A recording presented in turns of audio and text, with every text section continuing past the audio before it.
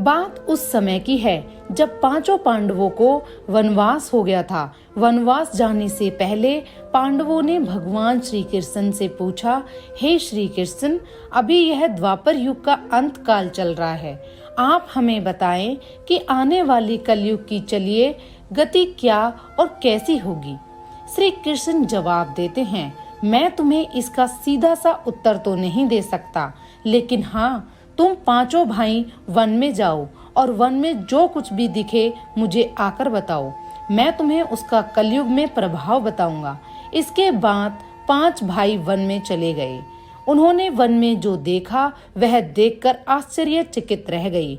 आखिर उन्होंने वन में क्या देखा? श्री कृष्ण के कहे अनुसार पांचों भाई अलग अलग दिशाओं में वन की ओर निकले। युधिष्ठिर भ्रमण पर थे।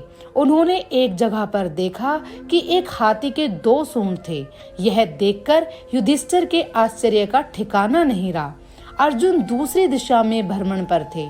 कुछ दूर जंगल में जाने पर उन्होंने जो देखा उसे देखकर वह भी आश्चर्यचकित रह गए।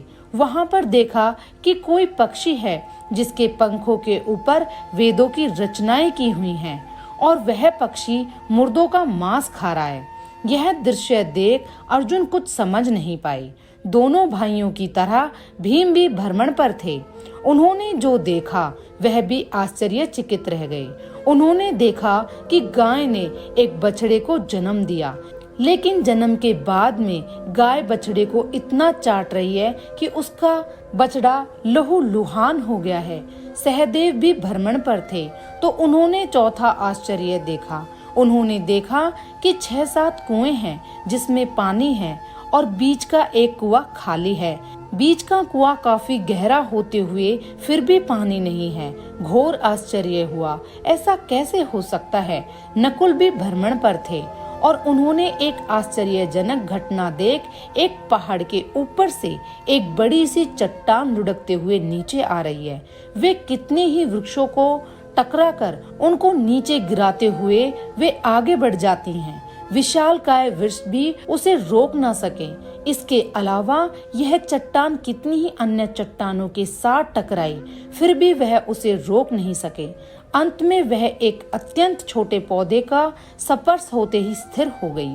इसके बाद पांचों भाई एकत्रित हुए और शाम को भगवान श्री कृष्ण को अपने अनुभव सुनाए। सबसे पहले युधिष्ठिर ने कहा, मैंने तो पहली बार 2 सूंड वाला हाथी देखा। यह मेरे लिए तो बहुत ही आश्चर्यजनक था। भगवान श्री कृष्ण कहते हैं, धर्मराज, अब तुम कली काल की सुनो। कलयुग में ऐसे लोगों का राज्य होगा जो दोनों ओर से शोषण करेंगे, बोलेंगे कुछ और, करेंगे कुछ और, मन में कुछ और होगा और कर्म कुछ और। ऐसे ही लोगों का कलयुग में राज होगा। तुम कलयुग आने से पहले तक राज्य कर लो। युधिष्ठिर के बाद अर्जुन ने कहा, मैंने जो देखा वह तो कहीं ज्यादा आश्चर्यजनक था। मैंने देखा कि एक पक्षी के पंखों पर वेदों की रचनाएं लिखी हुई हैं, पर वह पक्षी मुर्दे का मांस खा रहा है। श्री कृष्ण कहते हैं, कलयुग में ऐसे लोग रहेंगे जो बड़े ज्ञानी कहलाएंगे, विज्ञान की चर्चा करेंगे, लेकिन उनके आचरण राक्षसी होंगे। वह बड़े पंडित और विद्वान कहलाएंगे, किंतु यह देखते रहेंगे कि कौन सा मनुष्य कब मरे और हमारे नाम से संपत्ति कर जाए। हे अर्जुन, संस्था के व्यक्ति विचार करेंगे कौन सा मनुष्य मरे और संस्था हमारे नाम पर हो जाए। हर जाति धर्म पर प्रमुख पदों पर बैठे विचार करेंगे कि कब किसका श्राद्ध हो और कौन सा कब किस पद से हटे और हम उस पर चढ़ जाएं। चाहे कितने भी बड़े लोग हो, परंतु उनकी दृष्टि धन और पद के ऊपर ही रहेगी। ऐसे लोगों की ही बहुतायत होगी। अर्जुन के बाद भीम ने अपना अनुभव सुनाया। भीम ने कहा कि गाय अपने बछड़े को इतना चाटती है कि बछड़ा लहूलुहान हो जाता है। श्री कृष्ण कहते हैं, कलयुग का मनुष्य शिशुपाल हो जाएगा। कलयुग में माओ की बच्चों के लिए ममता इतनी बढ़ जाएगी कि उन्हें अपने विकास का अवसर ही नहीं मिलेगा। मोह माया में ही घर बर्बाद हो जाएगा। किसी का बेटा घर छोड़कर साधु बनेगा तो हजारों व्यक्तियां दर्शन करेंगे। यदि अपने बेटे से साधु बनना चाहा तो रोएंगे कि मेरे बेटे का क्या होगा। इतनी ज्यादा ममता होगी कि उसे मोह माया और परिवार में ही बांध कर रखेंगे, उसका जीवन वहीं खत्म हो जाएगा। वास्तव में लड़के तुम्हारे नहीं हैं, वह तो भुआओं की अमानत है और लड़कियां जमाइयों की अमानत है, और तुम्हारा यह शरीर मृत्यु की अमानत है। तुम्हारी आत्मा परमात्मा की अमानत है। इसलिए तुम्हारा अपने शाश्वत संबंध को जानना आवश्यक है। भीम के बाद सहदेव ने पूछा, हे श्री कृष्ण, मैंने जो देखा, मैंने यह देखा कि 5-7 बड़े कुओं के बीच एक गहरा कुआं बिल्कुल खाली है, जबकि ऐसा संभव कैसे हो सकता है? श्री कृष्ण ने जवाब में कहा, कलयुग में लड़की के विवाह में, मकान के उत्सव में, छोटे बड़े उत्सवों में तो लाखों रुपए खर्च कर देंगे, परंतु पड़ोस में ही यदि कोई भूखा प्यासा मर रहा होगा तो यह नहीं देखेंगे कि उसका पेट भरा है या नहीं। उनका अपना ही सगा भूख से मर जाएगा, उसे देखते रहेंगे, और दूसरी ओर मौज, मदिरा, मांस, भक्षक, सुंदरता और जश्न में पैसे उड़ाएंगे, किंतु किसी के 2 आंसू पहुंचने में उनकी रुचि न होगी।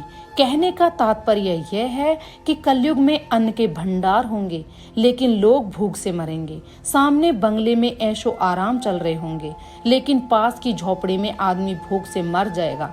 एक ही जगह पर असमानता अपने चरम पर होगी।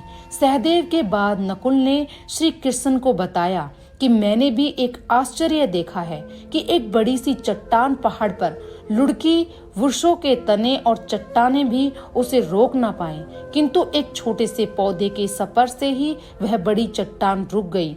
समझ नहीं पाया कैसे। श्री कृष्ण ने कहा, कलयुग में मानव का मन नीचे गिरेगा, उसका जीवन पतित होगा। यह पतित जीवन धन की शिलाओं से नहीं रुकेगा, न ही सत्ता के वृक्षों से रुकेगा, किंतु हरि नाम के एक छोटे से पौधे से, हरि कीर्तन से मनुष्य जीवन रूपी पौधे का पतन होना रुक जाएगा। इसलिए भक्तों, हरि भजन कलयुग में मोक्ष पाने का एकमात्र उपाय है। जय श्री कृष्ण।